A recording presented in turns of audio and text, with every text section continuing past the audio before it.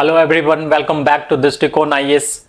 ये current affair का session है। आज है 30 जनवरी 2025 और आज के दिन हम लोग आज के सभी महत्वपूर्ण करंट अफेयर्स पे चर्चा करेंगे। करंट अफेयर्स के दौरान हम लोग इसके प्रैक्टिस क्वेश्चंस को भी देखेंगे। क्लास के बाद इसका जो पीडीएफ होगा इसके आप डिस्क्रिप्शन से डाउनलोड कर सकते हैं या इसके टेलीग्राम चैनल से भी प्राप्त कर सकते हैं। तो आइए सेशन को शुरू करते हैं। आज का जो पहला प्रश्न है वो है इंडियन न्यूज़पेपर डे भारत में कब मनाया जाता है। ठीक है, इंडियन न्यूज़पेपर डे। तो इंडियन न्यूज़पेपर डे जो है हर साल जो है 29 जनवरी को मनाया जाता है। ठीक है, 29 जनवरी को इंडियन न्यूज़पेपर डे मनाया जाता है क्योंकि इसी दिन जो है भारत का पहला प्रिंटेड अखबार जो है आया था। ठीक है, क्या था अखबार का नाम? बंगाल गजेट। बंगाल गैजेट था और इसको प्रकाशित करने वाले थे James Augustus Hicky. James Augustus Hicky. ठीक है, जो डेट थी वो थी 29 जनवरी 1780 में 29 जनवरी के दिन जेम्स ऑगस्टस हिकी ने बंगाल गैजेट का प्रकाशन किया था। हालांकि 2 साल के बाद जो है अखबार ये बंद हो चुका था। ठीक है, जेम्स ऑगस्टस हिकी जो थे आयरलैंड के नेटिव थे, आयरलैंड के निवासी थे। ठीक है, तो इसी कारण से इसी चीज को सेलिब्रेट करने के लिए हर साल क्या किया जाता है, इंडियन न्यूज़पेपर डे भारत में मनाया जाता है। ठीक है, तो अखबार जो है प्राचीन काल से ही, उस टाइम से ही जो है काफी महत्वपूर्ण रहा समाचार पत्र के दृष्टिकोण से, समाचार को जानने के दृष्टिकोण से। ठीक है, ये जेम्स ऑगस्टस हिकी है, आयरलैंड के निवासी थे। ठीक है, चलिए दूसरा प्रश्न हम लोग देखते हैं। हाल ही में Utkarsh Odisha make in Odisha conclave 2025 का उद्घाटन किसके हाथ से हुआ है, किनके द्वारा किया गया है? ठीक है, तो ये उद्घाटन हुआ है नरेंद्र मोदी जी के द्वारा, माननीय प्रधानमंत्री जी के द्वारा जो है ये उद्घाटन किया गया है। ठीक है, क्या नाम है इस कॉन्क्लेव का? उत्कर्ष उड़ीसा, मेक इन उड़ीसा। जिस तरह से मेक इन इंडिया है उसी तर्ज पे जो है मेक इन उड़ीसा जो है किया गया है। ठीक है, तो मेनली इसमें क्या है, क्यों किया गया है इसमें? क्योंकि उड़ीसा में इन्वेस्टमेंट बढ़ाने के लिए। ठीक है, इन्वेस्टमेंट बढ़े इसके लिए ग्लोबल, लगभग ग्लोबल टाइप का ये समिट किया गया है। इसमें कई देश विदेश से अतिथि आए हैं, देश विदेश से कई अतिथि आए और इन्होंने काफी इन्वेस्टमेंट किया उड़ीसा में। तो माननीय प्रधानमंत्री जी का जो विजन है कि इस पूरे क्षेत्र में, ठीक है, पूरब की दिशा में जो है उड़ीसा एक केंद्र बने, एक मैन्युफैक्चरिंग हब बने, इन्वेस्टमेंट का एक जोन बने, इसके लिए जो है उत्कर्ष उड़ीसा मेक इन उड़ीसा नाम का कॉन्क्लेव जो है शुरू किया गया। ठीक है, 2 दिन का कॉन्क्लेव था, 28 और 29 जनवरी का ये 2 दिन का कॉन्क्लेव था। ठीक है, चलिए, तो ये मेक इन उड़ीसा कॉन्क्लेव है 2025 का। उड़ीसा के जो मुख्यमंत्री है वो कौन है? मोहन चरण मांझी। ठीक है, याद रखिएगा, मोहन चरण मांझी जो है उड़ीसा के मुख्यमंत्री है, मोहन चरण मांझी। ठीक है, इसी साल 2024 में ही जो है इलेक्शन हुआ था उड़ीसा में और वहां के जो मुख्यमंत्री बने थे मोहन चरण मांझी, और ये उड़ीसा के गवर्नर है। ठीक है, गवर्नर हरिबाबू खंबापति। ठीक है, हरिबाबू खंबापति जो है ये उड़ीसा के गवर्नर है और मोहन चरण मांझी जो है ये उड़ीसा के अभी वर्तमान में मुख्यमंत्री। ठीक है, नेक्स्ट देखते हैं उड़ीसा के वर्तमान गवर्नर। आप समझ गए कौन है ये? तो हरिबाबू खंबापति। ठीक है, हरिबाबू खंबापति हैं जिनका पिक्चर अभी आप देखें। इसके साथ साथ जो है और जो है जैसे गुरमीत सिंह है, गुरमीत सिंह कहाँ के हैं? ये अभी वर्तमान में उत्तराखंड के हैं। ठीक है, कहाँ के हैं ये? उत्तराखंड के हैं। ठीक है, आरिफ मोहम्मद खान कहाँ के हैं? ये वर्तमान में बिहार के हैं। और राजेंद्र विश्वनाथ अरलेकर जो बिहार के थे वो कहाँ के हैं? अभी केरल के हैं। ठीक है, और हरिबाबू खंबापति कहाँ के हैं? उड़ीसा के हैं। तो याद रखिएगा, आरिफ मोहम्मद खान बिहार, हरिबाबू खंबापति उड़ीसा, राजेंद्र विश्वनाथ अरलेकर केरल और लास्ट गुरमीत सिंह उत्तराखंड के। ठीक है, चलिए अगला देखते हैं। ठीक है, अभी इमेज आप देखे ही हैं इनका। ठीक है, ये आरिफ मोहम्मद खान है, वर्तमान में ये बिहार के गवर्नर है, ये पहले केरल के थे, और ये राजेंद्र विश्वनाथ अर्लेकर हैं जो बिहार के थे, तो इनको केरल भेजा गया है और इनको केरल से बुलाया गया है। ठीक है, चलिए अगला देखते हैं। हाल ही में वर्तमान फॉरेन सेक्रेटरी विवेक मिश्री किस देश की यात्रा पर गए हैं? ठीक है, तो किस देश की यात्रा पर गए हैं? तो पहला तो ये आप नोट कर लीजिए, जो विवेक मिश्री हैं वो क्या है? फॉरेन सेक्रेटरी हैं। ठीक है, फॉरेन सेक्रेटरी हैं। तो जयशंकर साहब भी, एस जयशंकर जो हमारे हैं, वो विदेश मंत्री होने से पहले भी वो फॉरेन सेक्रेटरी थे, और उनका जो पद खाली हुआ तो वहां पे विवेक मिश्री अभी वर्तमान में फॉरेन सेक्रेटरी के पद पे तैनात थे। तो ये अभी रिसेंटली गए थे चाइना। ठीक है, चाइना गए थे। तो मेनली चाइना में क्या है, 2-3 मेन इश्यू था। पहला तो जो वीजा का इश्यू था उस पर बातचीत हुई। दूसरा, इंडिया और चाइना के बीच डायरेक्ट फ्लाइट अभी आवाजाही नहीं हो रही है। ठीक है, कोरोना टाइम से ही जो है डायरेक्ट फ्लाइट जो है बंद है भारत और चाइना के बीच में। तो इसको लेकर के बात हुई और लगभग ये अप्रूवल मिल गया है कि दोनों देश जो है आपसी सहमति से जो है डायरेक्ट फ्लाइट जो है आवागमन शुरू होगा। तीसरा, जो भारत का जो सबसे पवित्र यात्रा है, हिंदुओं की जो सबसे पवित्र यात्रा है मानसरोवर यात्रा, उसको दोबारा से रिज्यूम करने का। ठीक है, वो बंद हो गया था किन्हीं कारणों से, इसको दोबारा से शुरू किया जाएगा मानसरोवर यात्रा को। आप जानते हैं कि कैलाश जो सबसे दर्शनीय स्थल है और सभी लोग मानते हैं कि भगवान शिव का जो निवास स्थान है कैलाश पर्वत, वहीं पे मानसरोवर की यात्रा है। ठीक है, मानसरोवर है और वहीं पे जो है उस पूरे पर्वत के इर्द गिर्द लोग चक्कर लगाते हैं, अपना जो पूजा पाठ करते हैं। तो एक बड़ा ही धार्मिक पैलेस है वहां पे, जो अभी वर्तमान में चाइना के कंट्रोल में है, और वहां पे हर साल मानसरोवर की यात्रा होती थी जो कुछ सालों से बंद है। तो फिर से इसको रिज्यूम करने का प्रयास किया गया है, बातचीत हो गई है इस चीज पे। ठीक है, तो वीजा पे बात हुई, डायरेक्ट फ्लाइट पे बातचीत हुई, मानसरोवर यात्रा पे बात हुई, और चौथा, जो हाइड्रो पावर प्रोजेक्ट बन रहा है चाइना का, उस पे बात हुई। ठीक है, आपको याद होगा कि चाइना जो है ब्रह्मपुत्र नदी पे एक डैम बना रहा है, तो उसको लेकर के भारत के जो अपना कंसर्न था वो चाइना के फॉरेन सेक्रेटरी के सामने रखी गई है। ठीक है, भारत की तरफ से भी एक डैम बनाने का जो है अनाउंसमेंट हो चुका है ब्रह्मपुत्र नदी पे। ठीक है, तो ये भारत के फॉरेन सेक्रेटरी है विवेक मिश्री साहब, और ये चाइना के फॉरेन सेक्रेटरी है। ठीक है, चलिए अगला देखते हैं। ये मैप है कैलाश पर्वत का। ठीक है, आप जो देख रहे हैं ये कैलाश पर्वत है, और यहाँ पे 2 झीलें हैं, एक मानसरोवर झील है और ये है राक्षस ताल के नाम से जाना जाता है, राक्षस झील के नाम से जाना जाता है। तो 2 झील जो है आसपास में है, और यहाँ पे स्नान वगैरह का काफी ज्यादा विशेष महत्व है, फिर लोग जो है परिक्रमा करते हैं। ठीक है, और यही कैलाश पर्वत है, यहाँ माना जाता है भगवान शिव का ये निवास स्थान है। इसके लिए जो है बहुत ही धार्मिक महत्व है, और सिर्फ हिंदुओं के लिए नहीं, बौद्ध जैन इन धर्मों के लिए भी जो है ये पर्वत काफी इंपॉर्टेंट है, धार्मिक महत्व का है। ठीक है, तो चाइना से ये बातचीत हो गई है कि दोबारा से जो है इस यात्रा को रिज्यूम करवाई जाए। ठीक, चलिए अगला देखते हैं हम लोग। HSBC Hurun global Indian list में प्रथम स्थान पर कौन है?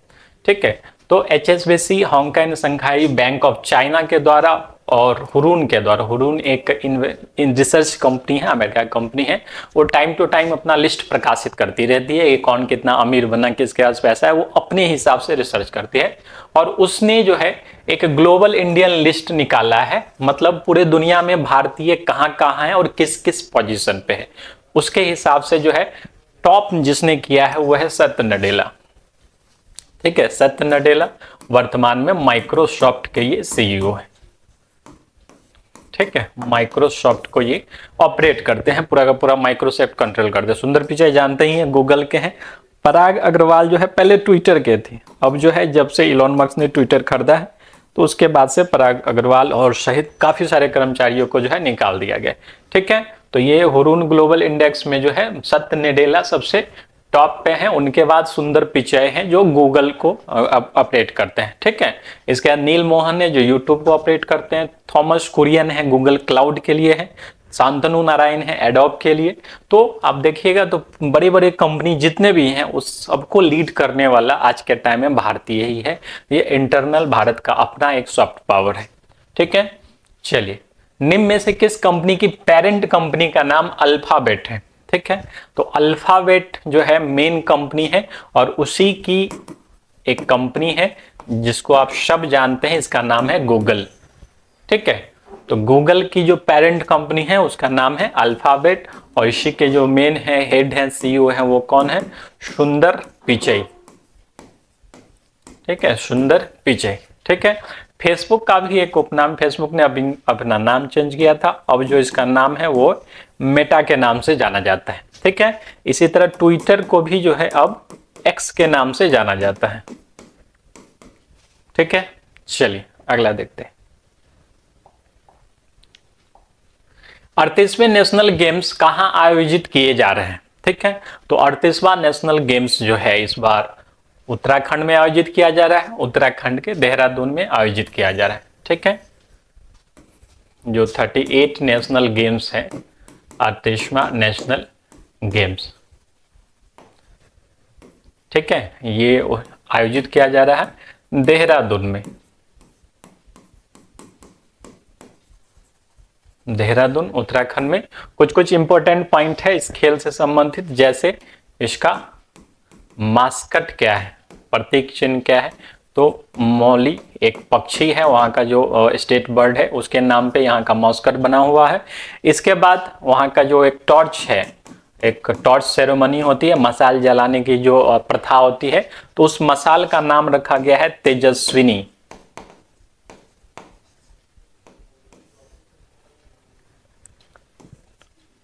ठीक है, तो मास्कट है मौली, टॉर्च का नाम रखा गया है तेजस्विनी। देहरादून उत्तराखंड में जो है ये आयोजित किया जा रहा है। ये कौन सा गेम है, 38वां राष्ट्रीय खेल है, 38वां नेशनल गेम्स है। ठीक है, उत्तराखंड के जो मुख्यमंत्री हैं, सीएम कौन है, पुष्कर सिंह धामी, पुष्कर सिंह धामी, और गवर्नर कौन है, तो गुरमीत सिंह। ठीक है, गुरमीत सिंह ये है। तो 38वां नेशनल गेम्स उत्तराखंड में चल रहा है, उत्तराखंड के देहरादून में आयोजित किया जा रहा है। मास्कॉट इसका क्या है, मौली है, टॉर्च क्या है, तेजस्विनी है, और इसका थीम है, थीम क्या है इसका, तो थीम है इसका ग्रीन गेम्स। ठीक है, 38 नेशनल गेम्स का 38 नेशनल गेम्स, ठीक है, थीम क्या है इसका, ग्रीन गेम्स, क्योंकि इसमें जो है ज्यादातर जो है सस्टेनेबल एनर्जी का यूज करने का प्रयास किया गया। ठीक है, ग्रीन गेम्स। उत्तराखंड एक कारण से और न्यूज में था, क्योंकि उत्तराखंड जो है क्या है, पहला स्टेट है भारत का जिसने अपने यहाँ यूसीसी इंप्लीमेंट किया है। उत्तराखंड फर्स्ट स्टेट, ठीक है, किसके लिए, यूसीसी इंप्लीमेंट करने वाला राज्य, करने वाला राज्य। यूसीसी किस आर्टिकल में है, तो यूसीसी है आर्टिकल 44 में। ठीक है, क्या है इसमें, यूसीसी मतलब समान नागरिक संहिता, सभी नागरिक के लिए जो है एक समान कानून बनाने की जो कंडीशंस रखा गया था। ठीक है, यूसीसी है किसमें, ये डीपीएसपी का पार्ट है, यानी directive principle of state policy का पार्ट है, और ये हमारे संविधान के भाग 4 में दिया गया। संविधान के भाग 4 में अनुच्छेद 36 से लेकर के 51 तक जो है इसका जिक्र किया गया है डीपीएसपी का। ठीक है, और मेनली क्या है डीपीएसपी का खासियत क्या है कि ये संविधान में रख दिया गया एक बकेट की तरह, और जब राज्य कैपेबल होगा, जब देश कैपेबल होगा, तब जाके इसमें से कोई भी कानून बनाया जा सकता है। ठीक है, तो 38वां नेशनल गेम्स के बारे में आप जान लीजिए। 38वां नेशनल गेम्स का जो मैस्कट है मौली पक्षी है, थीम क्या है, ग्रीन गेम्स है, जो मसाल है उसका नाम तेजस्विनी रखा गया है, मुख्यमंत्री पुष्कर सिंह धामी है। उत्तराखंड न्यूज में क्यों था, क्योंकि पहला राज्य है जिसने यूसीसी अपने यहाँ इंप्लीमेंट किया है। यूसीसी का आर्टिकल कौन सा है, आर्टिकल 44 उससे संबंधित है। समान नागरिक संहिता किसका पार्ट है, डीपीएसपी का पार्ट है, राज्य के नीति निर्देशक तत्व का पार्ट है। ये क्या है, संविधान के भाग 4 में दिया गया है। डीपीएसपी आर्टिकल 36 से लेकर के आर्टिकल 51 तक जो है सारा इसमें संकलित किया गया है डीपीएसपी को। ठीक है, चलिए आगे बढ़ते हैं। ठीक है, तो उत्तराखंड का ये गेम है, ये मैस्कट आप देख रहे हैं, ये मैस्कट ही जो है उत्तराखंड 38वें नेशनल गेम्स का पुष्कर सिंह धामी है। अभी रिसेंटली न्यूज में भी थे ये। चलिए 38वें नेशनल गेम्स में तेजस्विनी क्या है? ठीक है, तो अभी मैंने बताया तेजस्विनी क्या है, टॉर्च का जो मसाल जो है जिसको जला करके ये गेम्स का शुरुआत किया जाता है, वो मसाल क्या है, इसी का नाम रखा गया है तेजस्विनी। तेजस्विनी, ठीक है। मास्कट मौली पक्षी को, थीम क्या है, ग्रीन गेम्स। ठीक है, चलिए आगे देखते हैं हम लोग। ये जो है यही इसी मसाल को, इसका मसाल का नाम क्या दिया गया है, तेजस्विनी दिया गया है।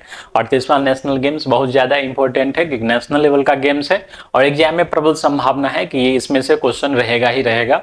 तो ये जो है टॉर्च क्या है, इसका नाम तेजस्विनी रखा गया है। मास्कट आप देख सकते हैं, मास्कट होता है किसी भी चीज का कि हर गेम का एक थीम टाइप का बना दिया जाता है कि प्रतीक क्या है, एक सिंबॉलिक रिप्रेजेंटेशन क्या है उस गेम का। तो ये इसी गेम का जो मास्कट है स्टेट बर्ड पे ही रखा गया है। ठीक है, चलिए अगला देखते हैं। हाल ही में लद्दाख में आयोजित खेलो इंडिया विंटर गेम्स का कौन सा संस्करण था? ठीक है, तो खेलो इंडिया विंटर गेम्स हर साल जो है सर्दी के मौसम में यानी ठंड के समय में इस गेम्स का आयोजन होता था।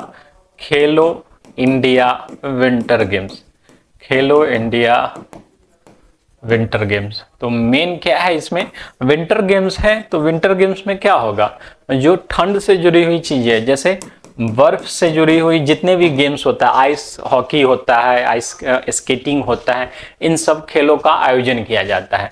तो ये इस बार का जो था 5वां एडिशन था 2025 में। ठीक है, 5वां एडिशन था। ठीक है, तो ये पूरा का पूरा खेलो इंडिया जो ये होगा विंटर गेम्स जो होगा, ये 2 फेज में होने के समय 2 फेज में हुआ है। पहला फेज कहाँ पे हुआ है, तो लद्दाख में हुआ है और दूसरा होगा जम्मू कश्मीर में। ठीक है,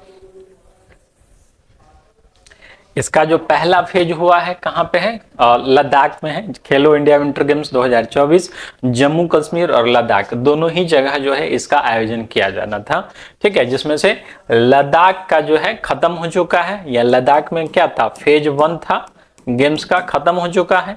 अब जो है फरवरी में जो है ये जम्मू कश्मीर में इसका सेकेंड फेज शुरू होगा। और दोनों ही क्या है, दोनों ही ये बर्फीले खेल से संबंधित, बर्फ वाले खेल में जितने भी गेम्स आते हैं, आइस हॉकी हो, स्केटिंग हो, इस सब जो है इसी का पार्ट हो जाएगा। ठीक है, तो ये गेम्स कौन सा है, 5वां एडिशन है। कहाँ कहाँ है, लद्दाख और जम्मू कश्मीर में जो है ये गेम्स खेला जाने वाला है। ठीक है, चलिए अगला देखते हैं। वर्तमान में एमसीसी बोर्ड में कौन से भारतीय शामिल हुए हैं? ठीक है, तो वर्तमान में एमसीसी बोर्ड में जो शामिल हुए हैं वो कौन है, तो वो है जय शाह। ठीक है, इनके तरीके में एक और स्टेप ये बढ़ चुके हैं, जय शाह जो है एमसीसी बोर्ड में शामिल हो चुके हैं। तो आखिर एमसीसी बोर्ड है क्या जिसमें जय शाह शामिल हुए हैं? तो पहले तो जानते हैं कि जो बीसीसीआई है हमारे देश का, जो क्रिकेट बोर्ड है बीसीसीआई, ठीक है, board of control for cricket in India. ठीक है, कौन अभी इसके सेक्रेटरी जनरल है, मेन कौन है इसके, तो वो है देवाजीत साकिया, देवाजीत साकिया। ठीक है, इसके बाद आता है इंटरनेशनल लेवल पे आता है ICC, ICC international cricket council. ये इसके जो चेयरमैन कौन है अभी के टाइम में, चेयरमैन है इसके जय शाह। ठीक है, पहले बीसीसीआई के ही हेड थे, बाद में जाकर के ये आईसीसी में चले गए। ठीक है, अब क्या एक तीसरा संगठन भी है एमसीसी के नाम से, मेलबोर्न क्रिकेट काउंसिल के नाम से। ये क्या है, एक सलाहकारी बोर्ड है। ठीक है, एक सलाहकारी बोर्ड है, सलाहकारी बोर्ड है। सलाहकारी बोर्ड क्या करेगा, तो सलाह देगा किस मामले में, कि क्रिकेट का में क्या सुधार होने चाहिए, 2020 में क्या सुधार होने चाहिए, टेस्ट में क्या सुधार होने चाहिए, इन सब बिंदुओं पे ये सलाह देने का काम करता है। इसमें टोटल 13 सदस्य होते हैं और जो इसके अध्यक्ष हैं वो है कुमार संगकारा, कुमार संगकारा। ठीक है, और इसी में जय शाह ने ज्वाइन किया है इस बोर्ड को। तो ये भी जो है एक सलाहकारी बोर्ड है। तो 13 सदस्यीय जो टीम है, कमेटी है, वो बैठ करके डिसाइड करेगी कि क्रिकेट में क्या क्या सुधार होने की संभावना है, क्या क्या सुधार किए जा सकते हैं, और पूरी दुनिया में क्रिकेट में ये चीज को अमल में लाया जाएगा। ठीक है, तो अभी आईसीसी के चेयरमैन जय शाह है और वही जो है एमसीसी को भी ज्वाइन किए हैं सलाह देने के लिए। ठीक है, अध्यक्ष कौन है एमसीसी के? तो कुमार संगकारा। ठीक है, याद रखिएगा। चलिए, और बीसीसीआई के भी कौन हेड है? देवाजीत साकेत। चलिए देखते हैं इसको। तो आप देख सकते हैं ये जय शाह है, आईसीसी के चेयरमैन है, और ये बीसीसीआई के देवाजीत साकेत। ठीक है, चलिए अगला देखते हैं। हाल ही में राकेश शर्मा को किस बैंक का एमडी और सीईओ बनाया गया है? ठीक है, तो राकेश शर्मा को अभी बनाया गया है, ये वर्तमान में उसी बैंक में थे और उसी पोस्ट पे थे, आईडीबीआई में थे, और इनको दोबारा से रीअपॉइंटमेंट मिला है। ठीक है, आईडीबीआई क्या है? Industrial development bank of India, bank of India, IDBI. ठीक है, तो मेनली क्या है कि हर बैंक में जितने भी बड़े बड़े पोस्ट होते हैं वो बैंकों के हाथ में नहीं होता है कि कौन चेयरमैन बनेगा, कौन हेड बनेगा। इसके लिए जो है एक संस्था का गठन किया गया है। पहले ये काम करती थी बीबीबी, यानी bank board bureau, BBB, bank board bureau. ठीक है, इसके बाद इस संस्था को कैंसिल करके बना दिया गया एफएसआईबी। कुछ इसमें कॉन्स्टिट्यूशनल प्रॉब्लम था जिसके कारण से कोर्ट के आदेश पे बीबीबी को खत्म कर दिया गया और उसका स्थान ले लिया एफएसआईबी ने, यानी कि फाइनेंशियल सर्विस इंस्टीट्यूशन ब्यूरो। ठीक है, इसमें आरबीआई और जो भी बैंकर्स है, एक वरिष्ठ सरकार की तरफ से भी कुछ लोग होते हैं, शामिल होते हैं इस बोर्ड में, और वो सब मिल करके एक नाम तैयार करते हैं, या फिर कोई नाम दिया जाता है तो उस पर विचार करते हैं और उसका अप्रूवल करते हैं। यहाँ से अप्रूव होने के बाद ही जो है किसी का अपॉइंटमेंट होता है, चाहे वो इंश्योरेंस कंपनी हो, चाहे वो बैंकिंग अथॉरिटी हो।